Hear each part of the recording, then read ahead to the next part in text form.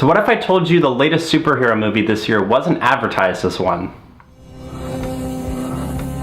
Say you're the head of the Sinaloa cartel. Who can you trust to track your stolen cash?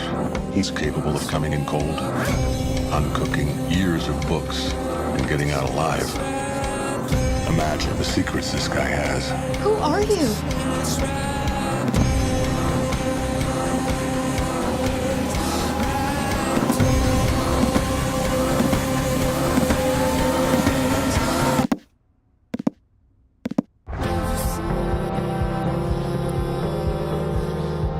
Hey everybody, welcome to the latest episode of Owen Sound. Today we're going to be talking about The Accountant. This movie was directed by Gavin O'Connor, who previously directed Warrior and Brothers, among a couple other movies like Jane Got a Gun. The movie stars Ben Affleck and Anna Kendrick, and a strange amount of actors whose first names start with J. J.K. Simmons, Jon Bernthal, John Lithgow, Jeffrey Tambor, and of course Fargo's Gene Smart.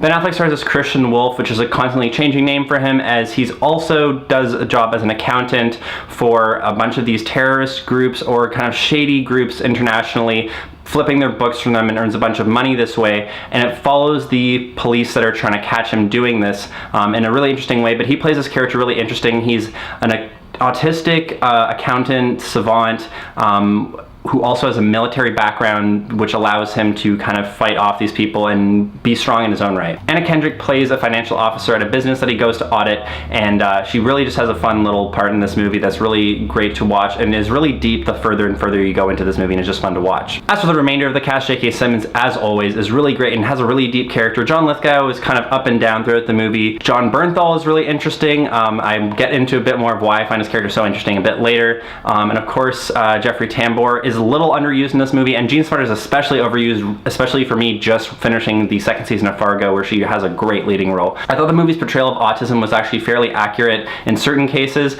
I thought it was interesting at the very least in this respect, where I felt like it actually reflected what a person dealing with the circumstances that Ben Affleck deals with in this movie would deal with, and how he would have something that he's just particularly good at and really hyper focuses on. And I thought it dealt with kind of the not being able to deal with certain things very well. As somebody I've personally known people with autism, and I thought that it actually reflected on these in a fairly careful way, without being too over the top or too under playing in terms of how they would deal with this and how they might be suffering or, you know, benefiting in certain cases from their disability. Opinion spoilers here, but I felt that the J.K. Simmons cop following Ben Affleck's storyline is totally unnecessary to the movie. I felt generally that since it doesn't actually end up overlapping with it at the end of the movie, and they just tell you his whole backstory, it seemed like an expositionary part of the entire plot. Obviously that's probably why they put it in there, and to stretch out the movie time-wise, but I just felt by the end of the movie, as much as I liked J.K. Simmons' character and the whole research behind it,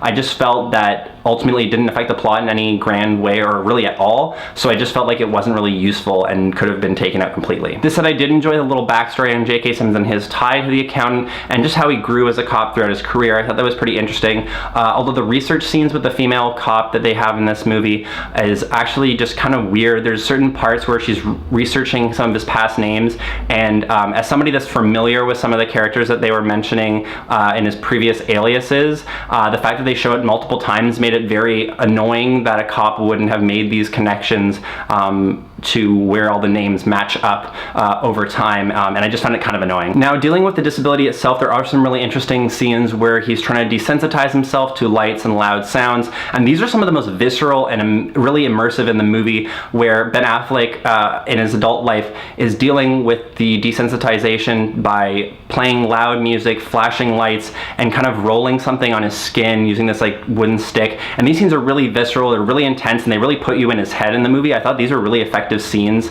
especially when they zoom in on his face to see how much it's bothering him, but he's trying to get over it. And I felt these were just really powerful scenes that really gave you kind of like this dark side, and really tried to make the disability feel real rather than something that was just convenient for the plot, however much it is at times. Going off of that, also the backstory and childhood scenes of Ben Affleck growing up with his disability and growing up and learning to actually explain how he's so good at combat and all these things given his backstory and childhood was really great, and I felt it really made his story feel more deep and layered and complex, and it really made the movie feel like this kind of continuous timeline with these backstory parts that would actually fill out questions that you may have through the movie without feeling disjointed or like they had to force an entire childhood scene on you in one shot.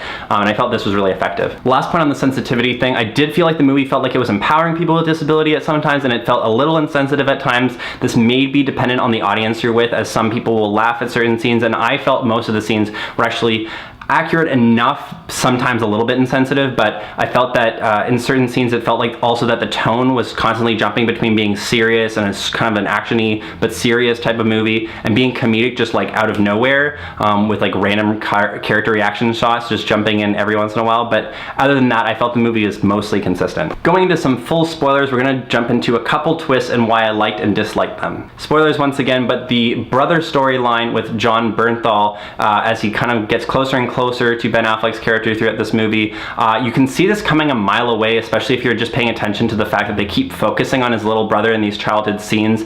That the reveal that they bring to this, you can probably figure it out just by me talking about it, but it is telegraphed to you enough that people in the theater were saying it a couple minutes before it was going to happen, and I knew it an hour ahead, maybe like a half hour, but I knew it way ahead of when this was going to happen, as it was pretty telegraphed to you. So I feel like they should have just revealed it earlier on, at least in one character's perspective. The other reveal at the end of the movie is interesting in a way. It's the character that is giving Ben Affleck all of his missions and sorting all his business out for him, and it's revealed to be somebody from his past. I will let you figure that out for yourself. It's revealed at the end of the movie in an interesting way and kind of like a whoa way, but then as you think about it, it's kind of a mixture of what the fuck and then just wrapping things to be convenient. I think it's interesting if they kind of pulled back the layer on this character a bit more, as they really don't give you any reason to completely buy it, other than just giving you straight information on it, given that this is somebody related to him in his past, but I won't give it away totally in this review. Two more things that stood out to me about this movie. There's actually just one scene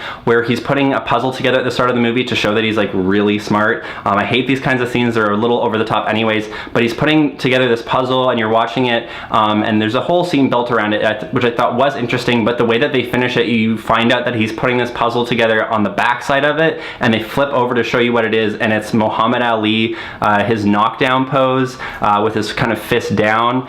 And it felt like too heavy of a metaphor to hit you at once. I just kind of felt over the top and not necessary for the type of movie that they were going for. And one further point on the J.K. Simmons storyline, the whole thing about him having all these missions that he does to burn these books for these people in other countries to do their accounting for them, doesn't actually take place within the movie. It's all backstory, which I just thought was weird. I didn't mind it overall, but it just felt weird given how they sold the movie on something like this and then don't actually use it within the context of the movie. So this superhero movie thing is actually going to be a theory of mine. So my theory is actually that The Accountant is a side alternate universe Batman movie. So the obvious connection you have here is that Ben Affleck plays the Batman in our new DC cinematic universe now. Your other connection is that J.K. Simmons will be playing Commissioner Gordon, and he's already playing a cop. Now, going off of Ben Affleck's character's huge amount of money and his insane combat skills, he's already got some of the arsenal and just back that Batman would have going into something in a Batman universe. And given that J.K. Simmons is already a cop, this already makes sense for the Commissioner Gordon storyline. Now here's where things get a bit more interesting. In the movie, to deal with his anxiety, Ben Affleck recites the Solomon Grundy Born on a Monday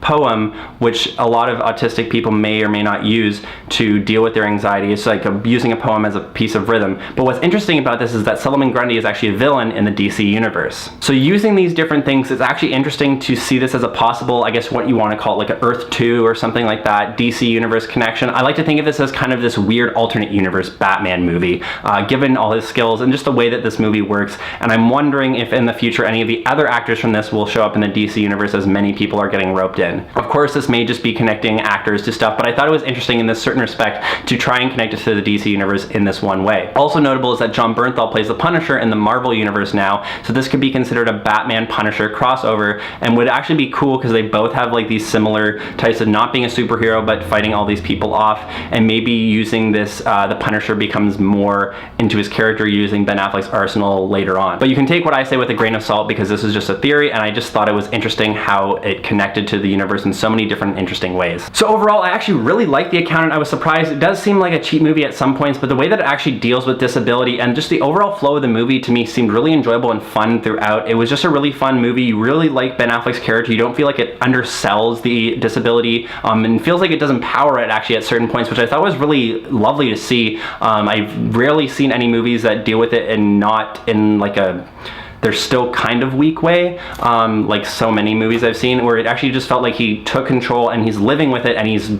become, I guess, a better person and stronger person than a lot of people around him because of his disability. So it's interesting to see him using it to his advantage in this way. So overall, as I said, I like this movie. There are a couple drawbacks of it. I want to give it like an 8.5 maybe. I might drop it to an 8 over repeat viewings, but overall I really like this movie. It's kind of cheap but really fun, and the way that it deals with these certain aspects of it, with these really visceral scenes of him dealing with the sensitization, I thought were really effective, and it really elevated this movie for me at other points. So I'm going to give it an 8.5 once again, and thank you for watching, guys. You can check out everything I do at my Owen Sound blog, and check out everything I'm talking about movie-wise on the Real Deal podcast that I do with my friend Michael. We already talked about this as he saw it before I did, but I really wanted to tell you guys about this awesome movie that's going to be cracking my top 10 going into the end of the year. Thanks for watching again, guys, and check out some great movies.